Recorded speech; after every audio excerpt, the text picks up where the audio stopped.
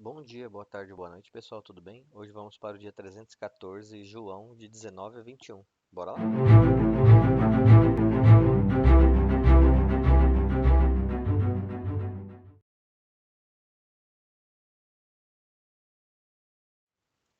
João 19. Então, Pilatos mandou açoitar Jesus. Os soldados teceram uma coroa de espinhos e a colocaram na cabeça dele. Também o vestiram com um manto púrpura. Chegando-se a ele, diziam: Saudações, rei dos judeus!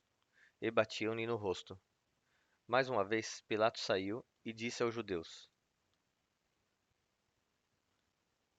Vejam, eu o estou trazendo a vocês, para que saibam que não encontro nele motivo algum de acusação. Quando Jesus veio para fora, usando a coroa de espinhos e o manto púrpura, Pilatos lhes disse: Eis o homem. Ao vê-lo, os chefes dos sacerdotes e os guardas gritaram: Crucifica-o, crucifica-o. Pilatos, porém, lhes respondeu: Levem-no vocês e crucifiquem-no. Quanto a mim, não encontro nele motivo de acusação.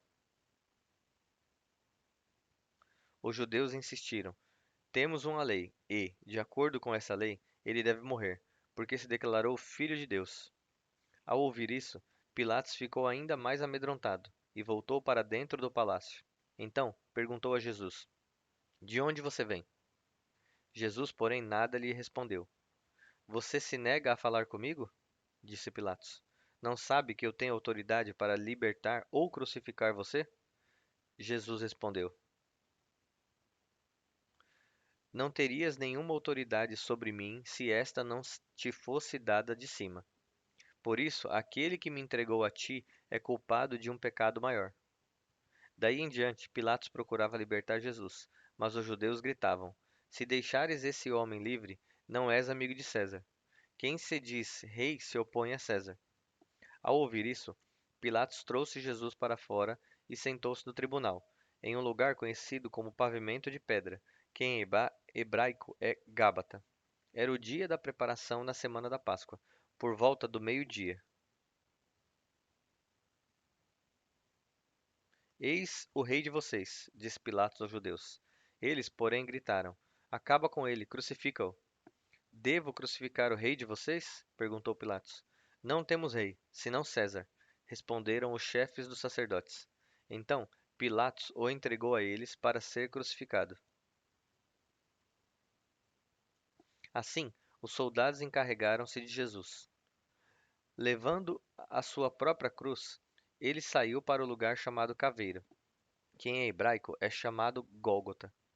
Ali o crucificaram e com ele dois outros, um de cada lado de Jesus. Pilatos mandou preparar uma placa e pregá-la na cruz, com a seguinte inscrição: Jesus de Nazaré, o Rei dos Judeus. Muitos dos judeus leram a placa, pois o lugar em que Jesus foi crucificado ficava próximo da cidade. A placa estava escrito em hebraico, latim e grego. Os chefes dos sacerdotes dos judeus protestaram a Pilatos: Não escrevas o rei dos judeus, mas sim que esse homem se dizia rei dos judeus. Pilatos respondeu: O que escrevi, escrito está. Tendo crucificado Jesus, os soldados tomaram as roupas dele e as dividiram em quatro partes, uma para cada um deles, restando a túnica. Esta, porém, era sem costura, tecida em uma única peça, de alto a baixo. Não a rasguemos, disseram uns aos outros. Vamos decidir por sorteio quem ficará com ela. Isso aconteceu para que se cumprisse a escritura que diz: Dividiram as minhas roupas entre si e lançaram sortes pelas minhas vestes. Assim fizeram os soldados.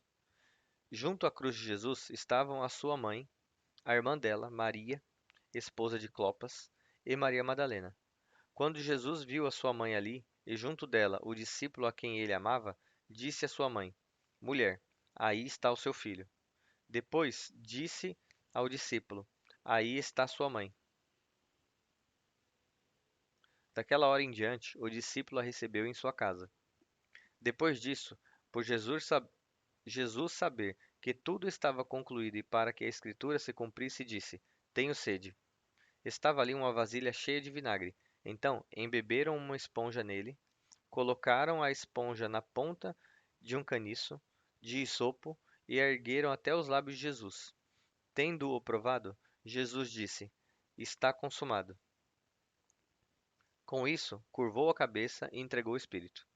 Era o dia da preparação, e o dia seguinte seria um sábado especialmente solene. Como não queriam que os corpos permanecessem na cruz durante o sábado, os judeus pediram a Pilatos que as pernas dos crucificados fossem quebradas e que os corpos fossem retirados. Vieram, então, os soldados e quebraram as pernas do primeiro, homem que fora crucificado com Jesus, e em seguida as do outro. Contudo, quando chegaram a Jesus, constatando que ele já estava morto, não lhe quebraram as pernas. Em vez disso, um dos soldados perfurou o lado de Jesus com uma lança, e logo saiu sangue e água. Aquele que o viu, disso deu testemunho, e o seu testemunho é verdadeiro. Ele sabe que está dizendo a verdade e dela testifica para que vocês também creiam. Estas coisas aconteceram para que se cumprisse a Escritura: nenhum dos seus ossos será quebrado. E como diz a Escritura em outro lugar: olharão para aquele a quem traspassaram. Depois disso, José de Arimateia pediu a Pilatos o corpo de Jesus. José era discípulo de Jesus, mas o era secretamente, porque tinha medo dos judeus. Com a permissão de Pilatos, ele veio e levou o corpo. Ele estava acompanhado de Nicodemos, antes, aquele que antes tinha visitado Jesus à noite. Nicodemos levou cerca de 100 litras de uma mistura de mirra e aloés. Tomando o corpo de Jesus, os dois o envolveram em faixas de linho, com as especiarias, de acordo com os costumes judaicos de sepultamento. No lugar onde Jesus foi crucificado, havia um jardim, e no jardim um sepulcro novo, onde ninguém jamais fora colocado. Por ser o dia da preparação de judeus, e visto que o sepulcro ficava perto, colocaram Jesus ali. João 20. No primeiro dia da semana, bem cedo, estando ainda escuro, Maria Madalena chegou ao sepulcro e viu que a pedra da entrada havia sido removida. Então, correu ao encontro de Simão Pedro e do outro discípulo, aquele a quem Jesus amava, e disse: Tiraram o Senhor do sepulcro, e não sabemos onde o colocaram.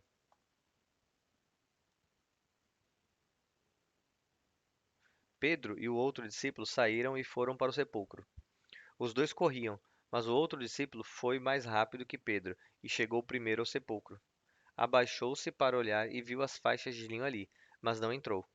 A seguir, Simão Pedro, que vinha atrás dele, chegou, entrou no sepulcro e viu as faixas de linho, bem como o pano que estivera sobre a cabeça de Jesus, o qual estava dobrado à parte, separado das faixas de linho. Depois, o outro discípulo, que chegara primeiro ao sepulcro, também entrou. Ele viu e creu. Até então, não haviam compreendido que, conforme a Escritura, era necessário que Jesus ressuscitasse dentre os mortos.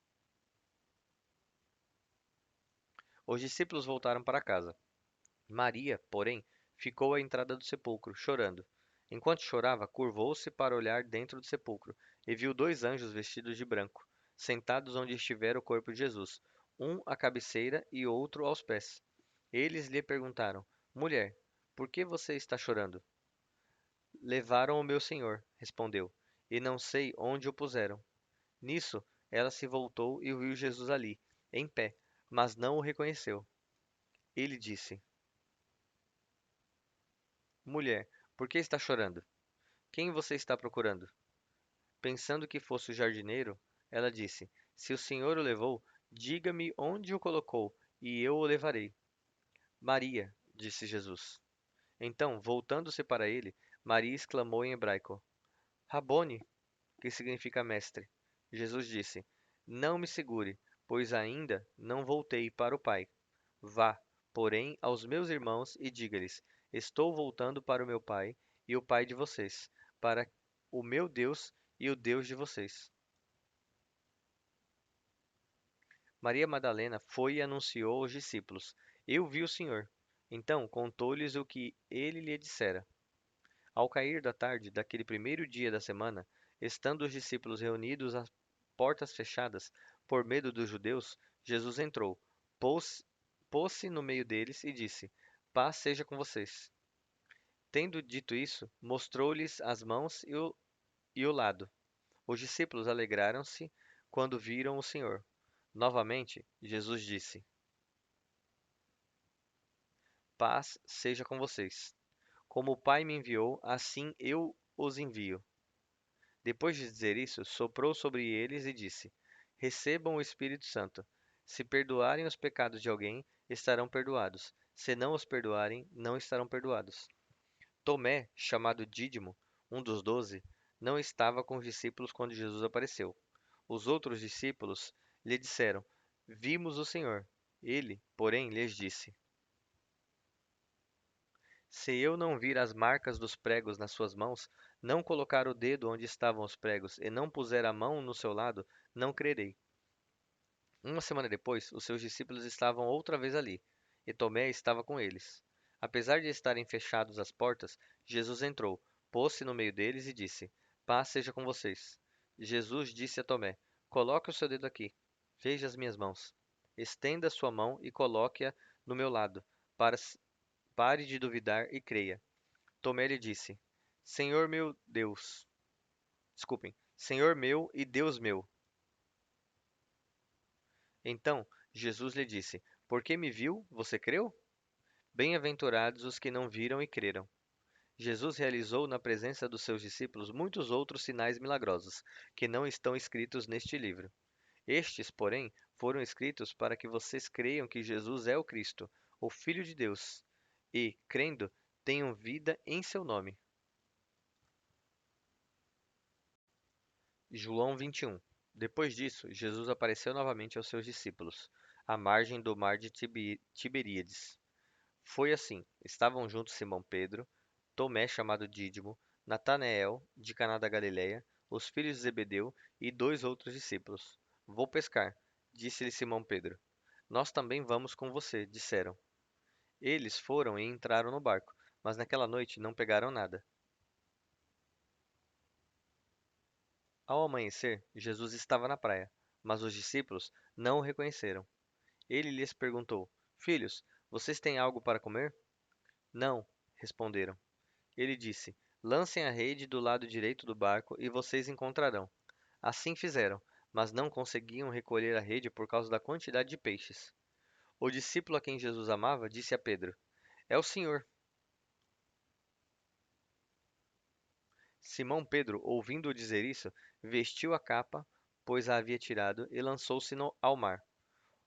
Os outros discípulos vieram no barco, arrastando a rede cheia de peixes, pois estavam apenas a cerca de 200 côvados da praia. Quando desembarcaram, viram ali uma fogueira, peixes sobre brasas e um pouco de pão. Jesus lhes disse: Tragam alguns dos peixes que acabaram de pescar. Simão Pedro entrou no barco e arrastou a rede para a praia. Ela estava cheia. Tinha 153 grandes peixes. Embora houvesse tantos peixes, a rede não se rompeu. Jesus lhes disse: Venham comer. Nenhum dos discípulos tinha coragem de lhe perguntar: Quem és tu? Pois sabiam que era o Senhor. Jesus aproximou-se, tomou o pão e o deu a eles, fazendo o mesmo com o peixe. Esta foi a terceira vez que Jesus apareceu aos seus discípulos depois de ter ressuscitado dentre os mortos.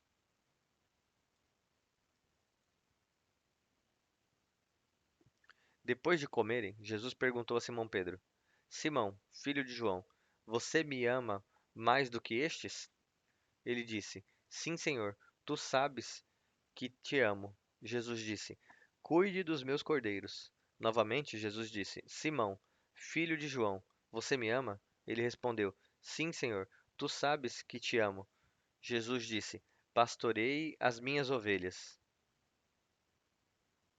Pela terceira vez, ele lhe disse: Simão, filho de João, você me ama? Pedro ficou triste porque Jesus lhe perguntou pela terceira vez: Você me ama? Ele disse: Senhor, tu sabes todas as coisas e sabes que te amo. Jesus lhe disse: Cuide das minhas ovelhas. Em verdade, lhe digo que, quando você era mais jovem, se vestia e ia para onde queria, mas, quando for velho, estenderá as mãos e outra pessoa o vestirá e o levará para onde você não deseja ir. Jesus disse isso para indicar o tipo de morte com a qual Pedro glorificaria a Deus. Então lhe disse: Siga-me. Pedro voltou-se e viu que o discípulo a quem Jesus amava o seguia. Este era o que estivera reclinado sobre o peito de Jesus durante a ceia e perguntara: Senhor, quem te irá trair? Quando Pedro viu, perguntou: Senhor, e quanto a ele? Jesus respondeu: Se eu quiser que ele permaneça vivo até que eu volte, o que isso importa a você? Quanto a você, siga-me.